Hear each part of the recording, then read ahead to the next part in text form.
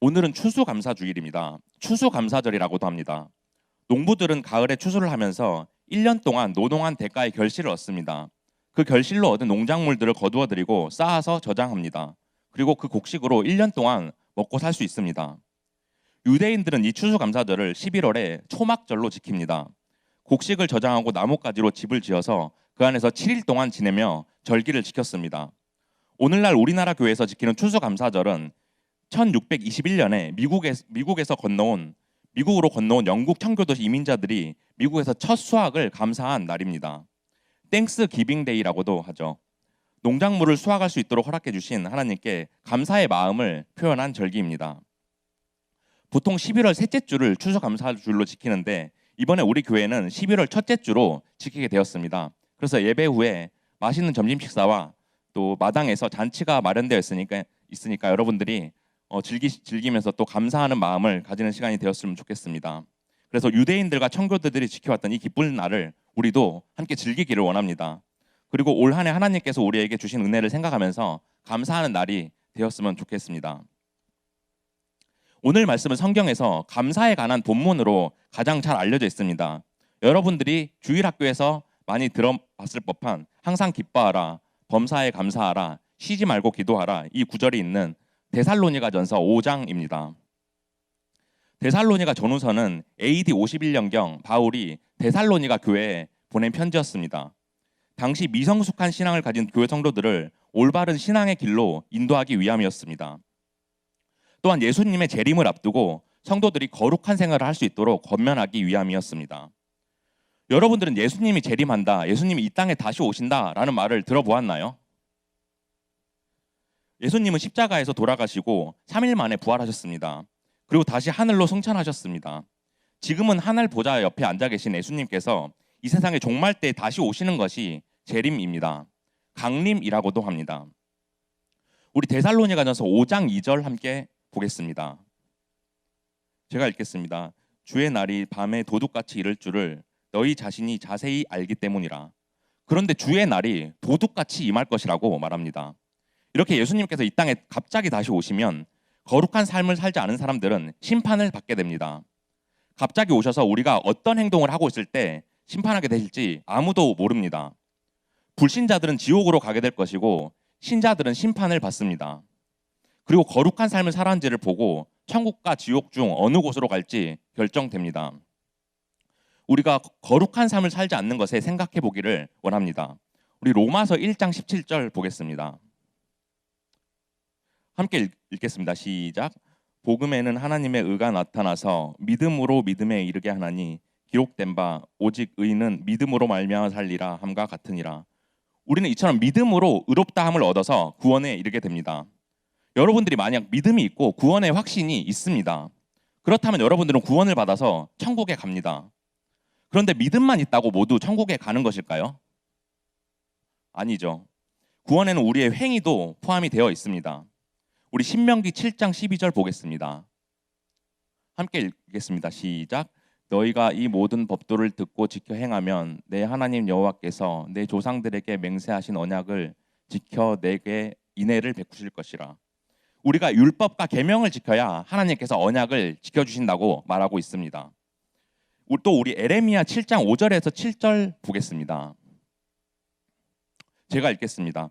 너희가 만일 길과 행위를 참으로 바르게 하여 이웃들 사이에 정의를 행하며 이방인과 고아와 가부를 압제하지 아니하며 무죄한 자의 피를 이곳에다 흘리지 아니하며 다른 신들 뒤를 따라 화를 자초하지 아니하면 내가 너희를 이곳에서 살게 하리니 곧 너희 조상에게 영원 무궁토록 준 땅이니라. 아멘. 행위를 바르게 하고 정의를 행하라고 말하고 있습니다. 이 말씀들을 통해 우리가 알 수 있는 것은 율법을 지키고 행위를 바르게 해야 한다는 것입니다. 그러므로 우리가 오직 믿음으로 의롭다함을 얻는 것은 아니라는 것입니다. 우리가 의롭다함을 얻으려면 행위가 수반되어야 하는 것입니다. 곧 우리가 경건하고 거룩한 생활을 해야 됨을 뜻합니다. 저는 여러분들이 예수님의 이 땅에 도적같이 오실 그날을 위해서 항상 깨어 근신하고 이 날을 준비할 수 있기를 원합니다. 그래서 거룩한 삶을 살려면 어떻게 해야 하는지 바울이 데살로니가 교회에 권면했던 내용을 통해서 살펴보겠습니다. 또 우리가 감사가 넘치는 공동체가 되려면 어떻게 해야 되는지 함께 알아보겠습니다. 첫 번째로 본문 12절부터 13절에서는 교회 지도자들을 인정하라고 권면하고 있습니다. 바울은 성도들에게 그들의 영적 지도자인 감독들과 장로들을 존경하고 사랑해야 된다고 말합니다. 당시의 시대에는 교회마다 감독이 있었는데 오늘날 감독의 역할은 목사님들과 전도사님들입니다. 우리 본문 12절부터 13절까지 함께 읽어보겠습니다. 화면에 보겠습니다. 함께 읽겠습니다. 시작. 형제들아, 우리가 너희에게 구하노니 너희 가운데서 수고하고 주 안에서 너희를 다스리며 권하는 자들을 너희가 알고 그들의 역사로 말미암아 사랑 안에서 가장 귀히 여기며 너희끼리 화목하라. 12절에 너희 가운데서 수고하고 주 안에서 너희를 다스리며 권하는 자들을, 이 구절에서 바울이 이야기하는 다스리는 자들은 하나님 나라를 확장하고 선교 활동을 하고 교회 공동체를 지도하는 장로님들의 직분을 말합니다. 또 권하는 자들은 교회 성도들의 잘못된 것을 고쳐주고 바르게 가르치는 집사님들의 직분을 의미하고 있습니다. 당시에 바울은 데살로니가에서 멀리 떨어진 고린도에 있었지만 데살로니가 교회는 감독이 세워져 있어서 성도들을 돌보고 있었습니다. 그래서 성도들이 그들의 영적 지도자인 감독들과 올바른 관계와 교제를 하도록 권면한 것입니다. 12절에 너희가 알고, 이 구절에서 알고는 헬라어로 에이데나이인데 참된 가치를 인정한다 라는 뜻으로 해석됩니다. 이는 존경하라는 의미이고 하나님께서 세우신 지도자들을 그냥 지도자로만 생각하는 것이 아니라 그들의 영적 권위를 인정하고 동시에 존경하라는 뜻이 포함되어 있는 것입니다. 이 바울의 권면처럼 여러분들이 교회의 목사님과 전도사님 그리고 장로님과 집사님의 직분을 인정하고 존경하면서 순종할 수 있기를 바랍니다. 13절에 저희 역사로 말미암아 사랑 안에서 가장 귀히 여기며, 이 구절은 교회에서 가장 높이 존경하는 것은 지위가 아니라 수고라는 말입니다. 교회에서 지위는 그 역할에 달려있는 것입니다. 예수님은 주님의 나라에서 가장 낮은 봉사가 가장 높은 영광에 이를 것이라고 말씀하셨습니다. 그리고 예수님은 제자들의 발을 한 명씩 씻기심으로 겸손하고 가장 낮은 자세로 섬기셨습니다. 이처럼 예수님과 같이 섬기는 교회의 지도자들을 여러분들이 따뜻한 마음으로 알아주고 감사해야 합니다. 우리 고등부에는 선생님들이 여러 모양으로 섬기고 계십니다. 반교사 선생님들은 여러분들을 지도하고 가장 가까운 자리에서 돌봐주고 인도해 주십니다. 그리고 찬양팀 선생님들은 여러분들이 찬양을 할 수 있도록 인도해 주시고 도와주십니다. 그리고 고중부의 행정적인 일들은 서기팀 선생님들이 맡고 계시고 방송실에서 영상과 음향을 담당해 주는 선생님들도 계십니다. 이 선생님들이 있기에 지금 우리가 고등부 예배를 드릴 수 있는 것입니다. 여러분들을 섬기고 있는 이 선생님들의 따뜻한 마음을 알아주고 감사합시다. 여러분들이 선생님들을 인정하고 순종한다면 예배와 모임의 모든 순서들이 잘 진행될 것이고 우리 고등부 공동체에서 화목한 관계가 이루어질 것입니다. 13절에 너희끼리 화목하라는 이 말은 바울이 데살로니가 교회 성도들을 상호간에 화목하라고 말하고 있습니다. 여러분들도 우리 반야월 교회 고등부의 학생들로서 친구 간에, 선후배 간에 서로 화목해야 합니다. 다 함께 교제하고 섬기면서 잘 어울려야 합니다. 그러므로 우리가 감사가 넘치는 공동체가 되려면 서로 화목해야 합니다. 두 번째로 본문 14절부터 22절까지는 또 형제들아 너희를 권면하노니 라는 구절로 시작합니다. 여기서 그리스도인의 다양한 의무에 대해서 권면하고 있습니다. 우리 본문 14절부터 22절까지 함께 읽어보겠습니다. 본문 14절부터 22절까지 함께 읽어보겠습니다. 함께 읽어보겠습니다. 시작. 또 형제들아 너희를 권면하노니 게으른 자들을 권계하며 마음이 약한 자들을 격려하고 힘이 없는 자들을 붙들어주며 모든 사람들에게 오래 참으라. 삼가 누가 누구에게든지 악으로 악을 갚지 말게 하고 서로 대하든지 모든 사람을 대하든지 항상 선을 따르라. 항상 기뻐하라. 쉬지 말고 기도하라. 범사에 감사하라. 이것이 그리스도 예수 안에서 너희를 향하신 하나님의 뜻이니라. 성령을 소멸하지 말며 예언을 멸시하지 말고 범사에 해하려 좋은 것을 취하고 악은 어떤 모양이라도 버리라. 14절에 게으른 자들을 경계하며, 이 구절에서 게으른 자는 헬라어로 아타코투스인데 이는 대열을 벗어났다는 뜻으로 군대에서 이탈한 병사를 지칭합니다. 군대에서 이탈하는 탈영은 심각한 범죄로 무기징역, 사형, 10년 이상의 징역입니다. 그런데 교회에서 정해진 질서와 규율을 깨트려 혼란스럽게 하는 자들을 타령한 병사에 표현하고 있습니다. 그렇기 때문에 교회에서는 이러한 자들을 경고하고 징계함으로 이러한 악한 행동들이 확산되는 것을 막아야 할 것입니다. 또 마음이 약한 자들을 격려하고 이 구절은 소심하고 낙담한 자들을 가르치고 있습니다. 이들이 공동체의 유익에 기여를 하고 있다고 느끼도록 서로 격려하고 칭찬해야 한다는 것입니다. 만약 반 친구가 성경 봉독을 잘했을 때, 예배 후 반모임 시간에 잘 참여했을 때, 이럴 때 여러분들이 칭찬을 할 수 있어야 합니다. 성경 봉독 엄청 긴데 오늘 잘 읽었네. 그리고 반모임 질문이 어려웠는데 대답 잘했네. 이렇게 칭찬해야 합니다. 우리 고등부가 서로 격려와 칭찬으로 기쁨이 가득한 공동체가 되기를 소망합니다. 힘이 없는 자들을 붙들어주며 이 구절에서 힘이 없는 자들은 병 걸린 사람들을 말하고 있습니다. 병에 걸리고 연약한 자들을 받쳐주고 지탱하라는 것입니다. 만약 고등부에 아프거나 질병에 걸린 사람이 있으면 우리가 걱정해주고 기도해 주어야 합니다. 반 선생님 혹은 친구나 선후배가 아프다든지 친지 또는 가족이 돌아가셨다면 방문해서 위로해주고 힘이 되어 주어야 합니다. 모든 사람에 대하여 오래 참으라. 이 구절은 서로와 모두에게 오래 참아야 된다는 것을 뜻합니다. 특별히 지도자들은 이것을 실천해야 합니다. 지도자들은 지시를 하거나 가르치는 역할을 주로 하다 보니 마음이 안 드는 점이 있을 때 신중하게 말해야 합니다. 너무 직설적으로 이야기한다면 지적당하는 사람들이 상처받을 수 있기 때문입니다. 따라서 존중하는 마음으로 칭찬을 하고 그 다음에 넌지 지시를 한다면 좋을 것입니다. 15절입니다. 삼가 누가 누구에게든지 악으로 악을 갚지 말게 하고. 이 구절은 보복하지 말라는 것입니다. 복수는 선이든 악이든 정당화될 수 없습니다. 또 15절에 서로 대하든지 모든 사람을 대하든지 항상 선을 따르라. 이 구절을 통해서 모든 사람들에게 사랑을 보여야 하고 심지어 원수에게조차 선을 베풀어야 한다는 것을 알 수 있습니다. 원수에게 복수를 하는 것이 아니라 사랑을 하라고 예수님께서는 말씀하셨습니다. 저는 여러분들이 만약 서로 간에 불미스러운 일을 겪고 불편한 상황이 있더라도 미워하지 않고 사랑하며 기쁜 마음을 가지기를 소망합니다. 16절부터 18절은 신약 성경 안에서도 우리에게 매우 친숙한 말씀 구절입니다. 16절 항상 기뻐하라 해서 기쁨은 헬라어로 카라입니다. 갈라디아서 5장 22절에서 우리가 오직 성령의 열매를 맺기 위해 여러 가지 필요한 것들이 있다고 말합니다. 그리고 그 중에서 희락, 곧 기쁨이 필요한다고 말합니다. 그러므로 우리가 기뻐해야 성령의 열매를 맺는 것입니다. 17절 쉬지 말고 기도하라. 이 구절의 자세한 뜻은 에베소서 6장 18절에 나옵니다. 우리 함께 보겠습니다. 에베소서 6장 18절 보겠습니다. 화면에 한번 볼까요? 에베소서 6장 18절 보겠습니다. 함께 읽겠습니다. 시작. 모든 기도와 간구를 하되 항상 성령 안에서 기도하고 이를 위하여 깨어 구하기를 항상 힘쓰며 여러 성도를 위하여 구하라. 이처럼 무시로 항상 성령 안에서 기도하라고 나오고 있습니다.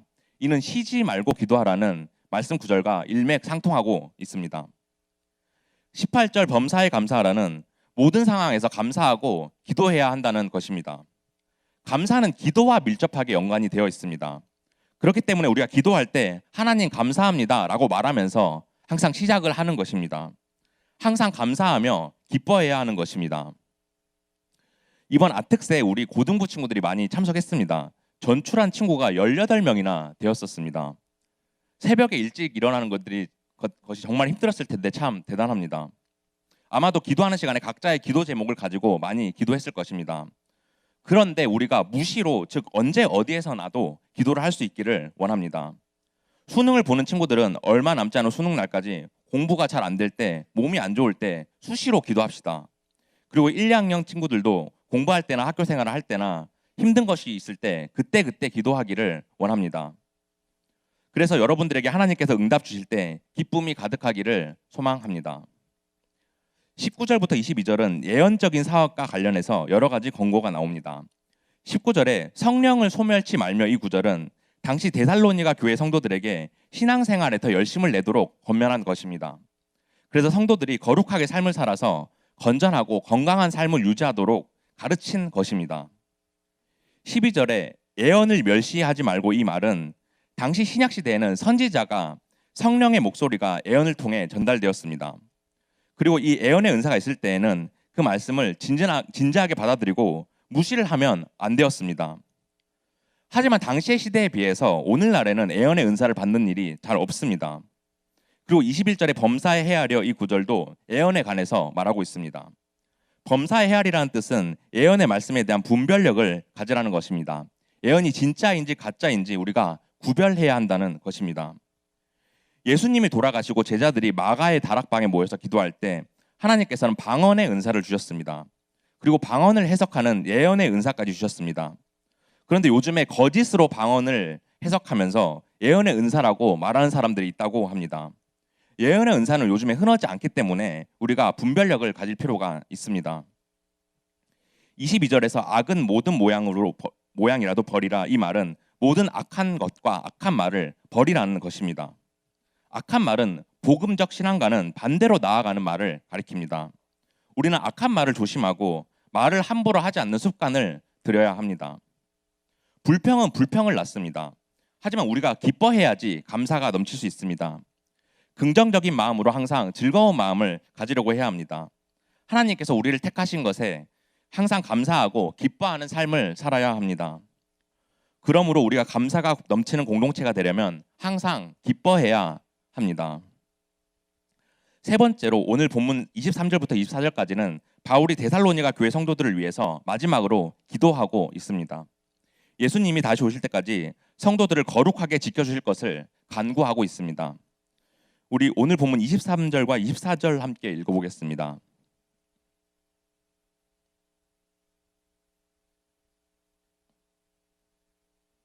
23절, 24절 읽어보겠습니다. 평강의 하나님. 다 찾으신 줄 알고 읽어보겠습니다. 시작.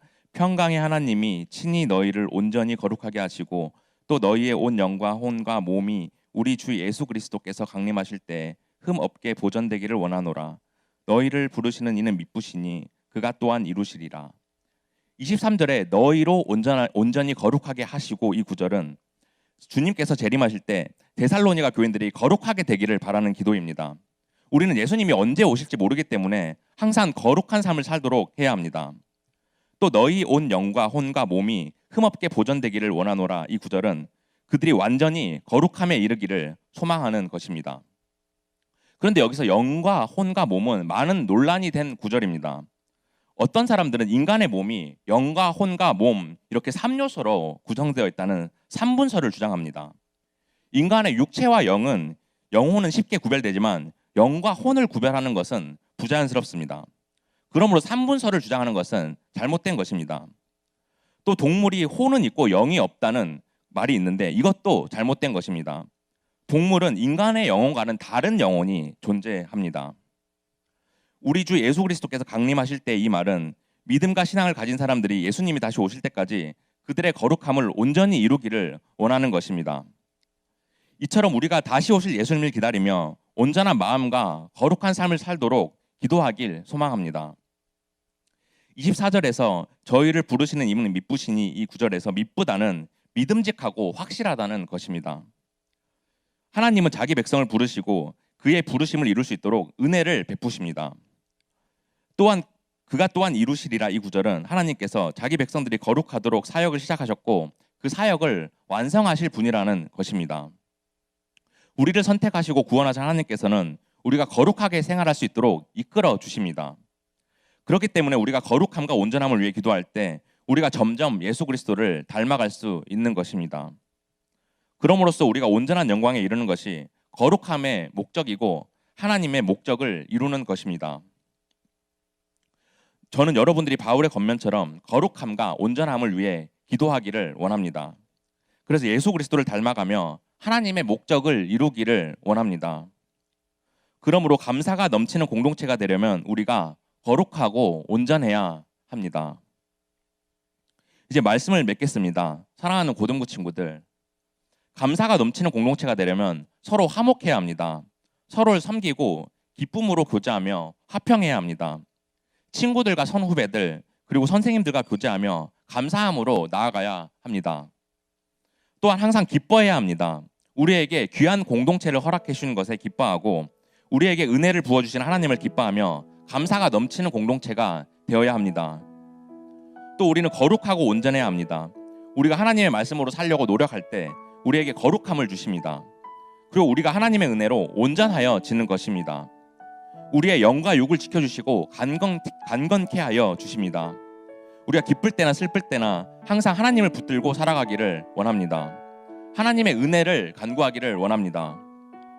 한 주간도 우리가 감사하며 살아갈 때 하나님께서 축복을 가득 넘치게 부어주시는 여러분들이 되기를 간절히 소망합니다.